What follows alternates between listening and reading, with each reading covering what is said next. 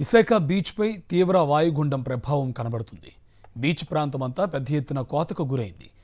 YMCA నుంచి submarine వరకు సముద్ర తీరం కోతకు గురైంది. గతంలో ఎన్నడూ లేని విధంగా విశాఖ తీరంలో సముద్రం ఉగ్రరూపం దాల్చింది. కెరటాలు ఉవ్వెత్తున ఎగిసిపడుతున్నాయి.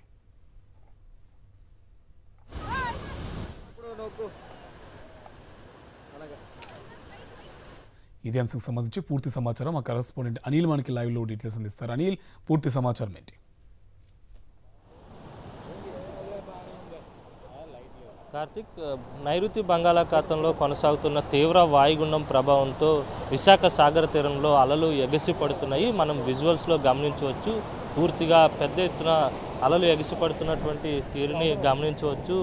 పెద్ద ఎత్తున వైఎంసీఏ నుంచి సబ్మెరైన్ వరకు ఉన్నటువంటి బీచ్ ప్రాంతం అంతా కూడా పూర్తిగా కోతకు గురైంది. సుమారు 4 అడుగుల మేర కోతకు గురైనటువంటి దృశ్యాలని మనం సాక్షి టీవీ స్క్రీన్పై చూడవచ్చు. ఒకసారి విజువల్స్లో గమనించవచ్చు. అలలు కూడా పెద్ద ఎత్తున ఎగసిపడుతున్నటువంటి తీరుని మనం ఇక్కడ గమనించవచ్చు. పెద్ద ఎత్తున నగరవాసులు కూడా ఈ ప్రదేశాన్ని, ఈ ప్రాంతాన్ని చూడడానికి తరలి వస్తున్నారు. ఎందుకంటే గతంలో అంతా కూడా ప్లెయిన్గా ఉండేది.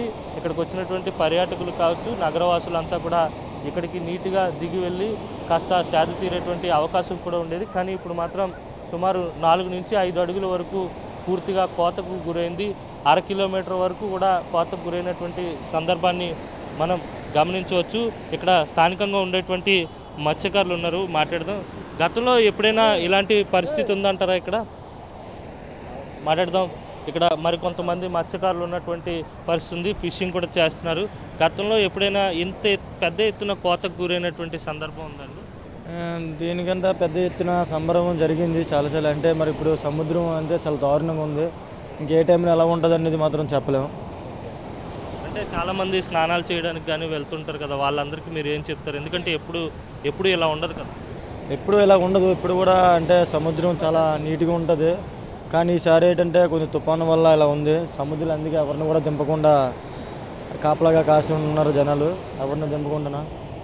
ఇది మొత్తం మీద పెద్ద ఎత్తున కోతకు గురైనటువంటి సందర్భాన్ని కూడా ఇక్కడ ఉన్నటువంటి స్థానిక మత్స్యకారులతో పాటు ఇక్కడికి వచ్చినటువంటి నగరవాసులు కూడా గమనిస్తున్నారు. ఎందుకంటే పూర్తిగా ప్లెయిన్గా ఉండేటువంటి పరిస్థితి, కానీ అలల తాకిడికి, అలల ఉధృతికి పెద్ద ఎత్తున దెబ్బతిన్నటువంటి సిచ్యువేషన్స్ అయితే స్పష్టంగా కనపడుతున్నాయి రేపు ఉదయానికి. ఎందుకంటే టైం గడిచే కొద్దీ అలల తాకిడి, అలల ఉధృతి కూడా పెరిగేటువంటి అవకాశం ఉంటుంది. రాత్రి వేళలో అలలు మరింత ఎగిసి పడుతున్న నేపథ్యంలోనే పెద్ద ఎత్తున కోతకి గురవుతుందనే అంచనాలు కూడా ఉన్నటువంటి పరిస్థితి అయితే స్పష్టంగా కనపడుతోంది. Karthik, right, thank you Anil.